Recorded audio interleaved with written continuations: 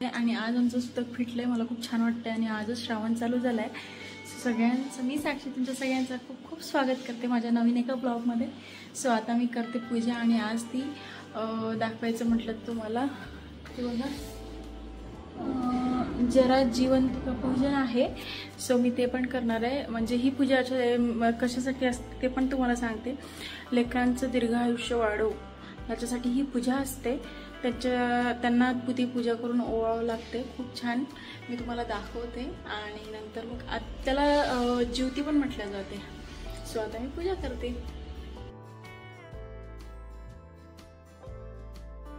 जसं की मी तुम्हाला आत्ताच सांगितलं की आमच्या घरचं सुतक वगैरे फिटलं आणि 14 तारखेपासून माझ्या घरची पूजन होती. आजची आली 25 तारीख. सो मी आज छान असं म्हटलं चला क्लीनच करून टाकूया सगळं. आणि तसंही मला 2 दिवसांनी परत छान देव वगैरे घासायचे आहेत श्रावण सोमवारसाठी. पण आताही थोडंसं क्लीनच आहे, पण थोडंसं जर आपण फ्रेश म्हणजे साफ करत राहिलं तर तेवढं टेन्शन राहत नाही. मग मला असं वाटतं की चला वरच्यावर करत राहू. म्हणजे एकटीमुळं आपल्याला म्हणजे एकटं असलं की कसं होतं सगळ्या कामाला हात लावावा लागतो आणि तेवढं मग शक्य होत नाही माझ्याच्याने. मग जेवढं होईल जसं होईल तसं आवरत राहते मी. सो म्हटलं चला आज करूनच टाकूया.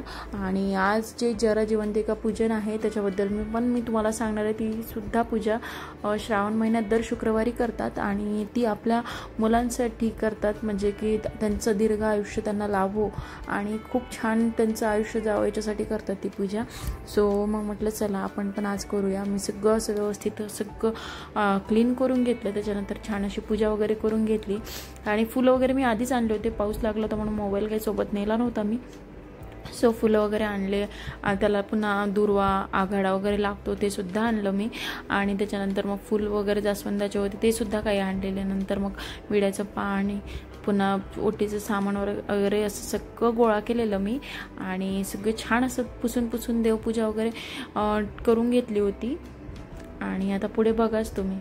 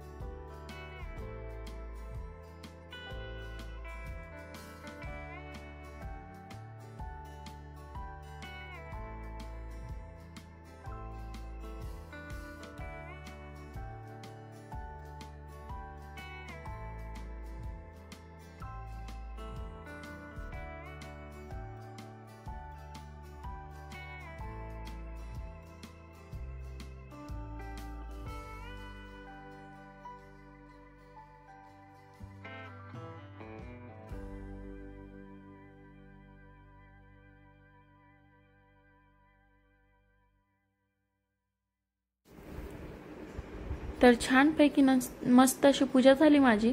त्याच्यानंतर मग मी छान रांगोळी काढली खाली आणि त्याच्यावर एक पाट ठेवला आणि त्याच्यावर छान एक लाल कलरचं कापड टाकलं.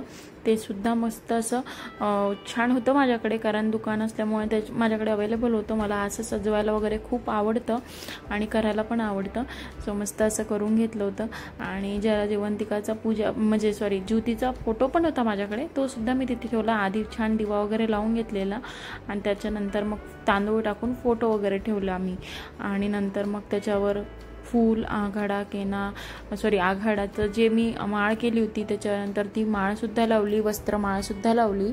आणि अशा प्रकारे छान सगळं दुर्वा वगैरे केला. नंतर गणपतीचं पूजन केलं, विडा वगैरे ठेवला. तुम्हाला समोर बघायलाच भेटेल. हे बघा त्याच्यामध्ये ना नरसिंह, ब्रह्मा, ज्योत्या आणि खाली पण असते बृहस्पती, असं काहीतरी असतंय. ब्रह्मा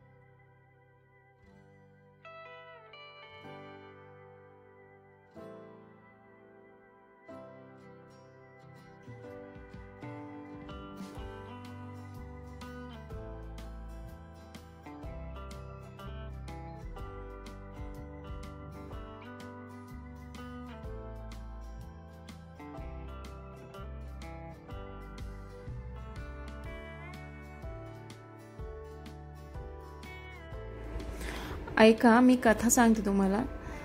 जिवंतीचं पूजन केल्याने मुलांना दीर्घायुष्य प्राप्त होतं असं म्हटलं गेलं आहे. जरा आणि जिवंतिकाचा एक अर्थ आहे. जरा म्हणजे म्हातारपण आणि जिवंतिका म्हणजे जिवंत ठेवणारी. अर्थात म्हातारपणापर्यंत जिवंत ठेवणारा देवता म्हणून जरा जिवंतिकाचं पूजन केलं जातं.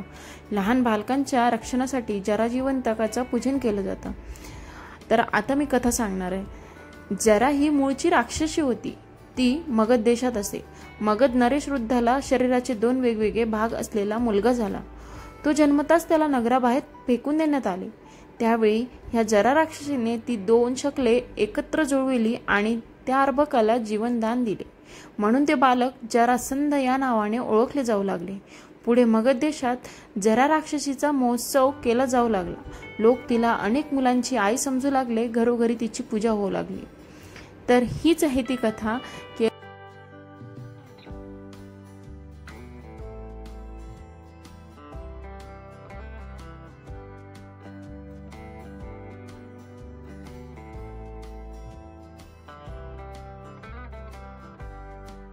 तर हाच उद्देश आहे आपल्या मुलांना त्या दिवशी ओवाळायचं आणि आपल्या मुलांसाठी दीर्घ आयुष्य मागायचं.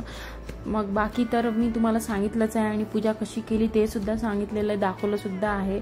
तर तुम्हाला जर आवड असेल तर तुम्ही पण करू शकता. काही लोकांनी काल केलं असेल, काही लोकांनी आज केलं असेल आणि मी पण आज केलं. सो शुक्रवार होता. आता 3 शुक्रवार राहिलेत माझे पण, ते पण मी नंतर करणार आहे. आणि मला ना असं सजवायला वगैरे देवाचं करायला खूप आवडतं. डेकोरेशन जास्त आवडतं जरा असं मला वाटतं. आणि मला वाटतं म्हणजे तुम्हाला दिसतही असेल माझ्या याच्यावरून खूप मला असा इंटरेस्ट आहे काय करण्यात. मी जेही करते ते तुम्हाला दाखवेल आता पुढे पुढे कसं करते काय करते. आता सण इथून पुढे चालू झालेले आहेत. सो प्लीज मला लाईक करा, शेअर करा, सबस्क्राईब करा. आणि तुम्हाला माझे व्लॉग खरंच आवडत आहेत का हे सुद्धा मला सांगायला विसरू नका. कमेंट्समध्ये खरंच मला असं सांगत जा की तुम्हाला माझ्या व्लॉगबद्दल काय वाटतं काय नाही ते नक्की सांगत जा. मी आवर्जून वाचते आणि तुम्हाला रिप्लायसुद्धा देणार आहे. सो प्लीज इन्स्टाला सुद्धा फॉलो करा ज्यांनी केलं नसेल.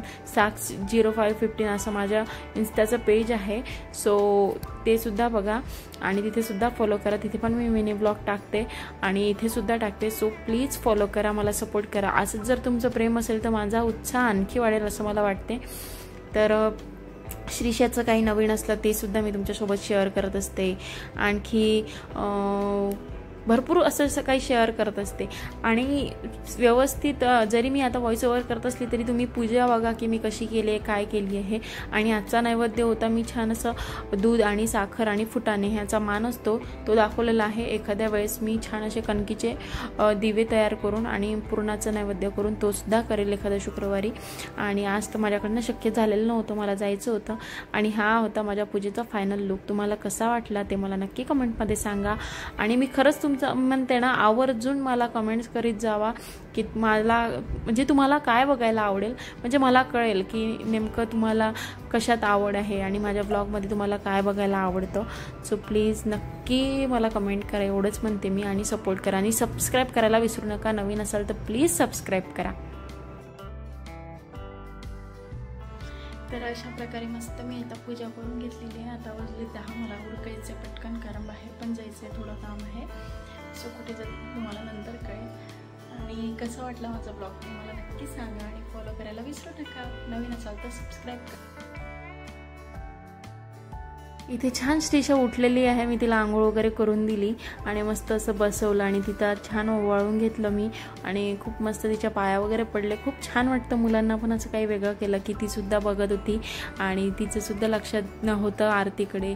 आणि आई मला साखर दे असं म्हणत होती ती. खूप मस्त तिने पण मला छान कोऑपरेट केलं. काही आगाऊपणा केलेलं नाही, दिव्याला वगैरे हात लावलेला नाही. तर मुलांची कशी भीती असते ना आपल्याला, असं वगैरे काही केलेलं नाही. मस्त पाया वगैरे पडू दिलेलं तिने मला. खूप छान वाटलं. आणि असंच माझ्या लेकीला खूप खूप दीर्घ आयुष्य लाभो हीच मी देवाकडे प्रार्थना करते. चला भेटूया पुढच्या ब्लॉगमध्ये.